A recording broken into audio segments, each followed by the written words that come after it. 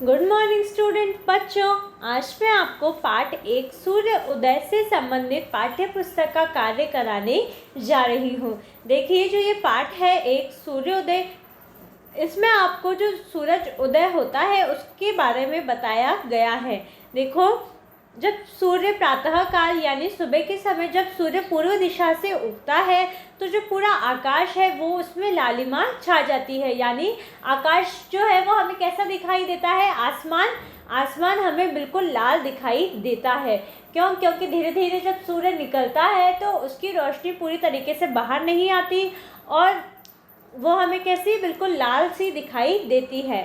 सूर्य के उदय होते ही जो अंधेरा है वो ख़त्म हो जाता है और जो रात है वो समाप्त होकर सुबह हो जाती है। सूर्य की रोशनी इतनी तेज़ होती है कि हमें चंद्रमा की जो उजियाली जो कि हमें रात के समय दिखाई दे रही थी वो अब नहीं दिखाई देती है। बच्चों, सूर्योदय के साथ ही डाल डाल पर जो पक्षी हैं वो बैठ जाते हैं। यानी जैसे कि हम जगते हैं वैसे ही पक्षी उड़ जाते हैं और पेड़ों की जो डालें होती हैं उस पर बैठ जाते हैं और क्या करते हैं?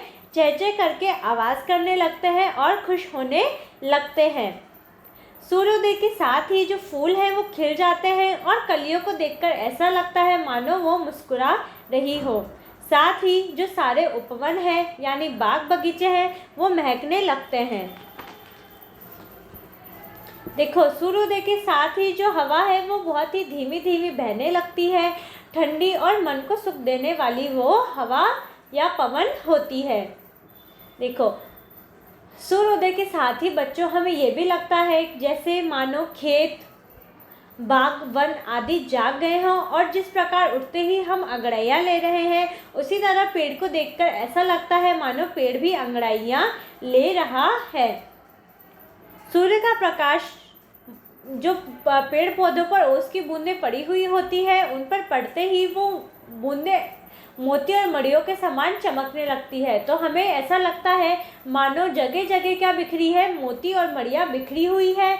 और इस दृश्य को देखकर हमारे मन को बहुत ही सुख प्राप्त होता है। ये बिल्कुल दृश्य हमारे मन को मोह लेता है और ये बहुत ही क्या होते हैं? मन को हरने वाली यानी मन को सुख देने वाली घड़ियाँ होती है। तो आज हम इससे संबंधित जो पाठ्यपुस्तक में जो कार्य दिया गया है वो करेंगे। देखो, दूसरा प्रश्न है रिक्त स्थान भरिए। तो देखो, डाल डाल रिक्त स्थान, चह चह रिक्त स्थान, मुस्काई कलियां रिक्त स्थान महक रहे हैं। देखो, डाल डाल पर बैठे पंछी, डाल डाल फिर क्या लिखोगे? पर बैठे पंछी, चह चह फिर लिखो चह चह चहक रहे हैं। फिर देखो, खिले कुसुम मुस्काई कलियां, लिखो खिले कुसुम मुस्काई कलियां। फिर लिखो सारे उपवन महक रहे हैं।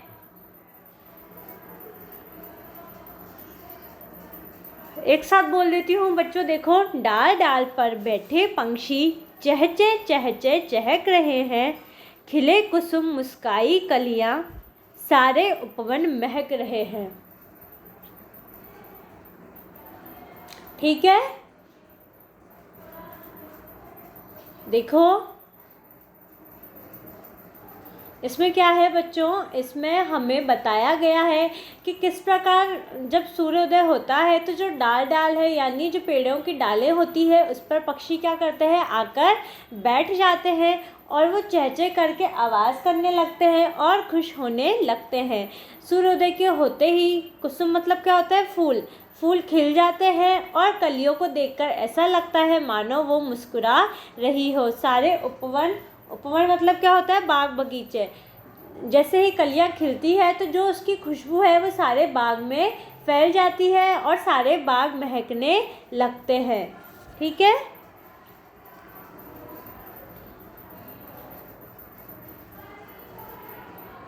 अब प्रश्न संख्या 3 देखिए। तुक मिलाकर जोड़े बनाइए। क्या करना है आपको, तुक मिलाकर जोड़े बनाना है। जैसे देखो, चहक को आप मिलाइए महक से, मड़िया को घड़ियाँ से, सुखदाई को अंगड़ाई से, अंधियारा को उजियारा से।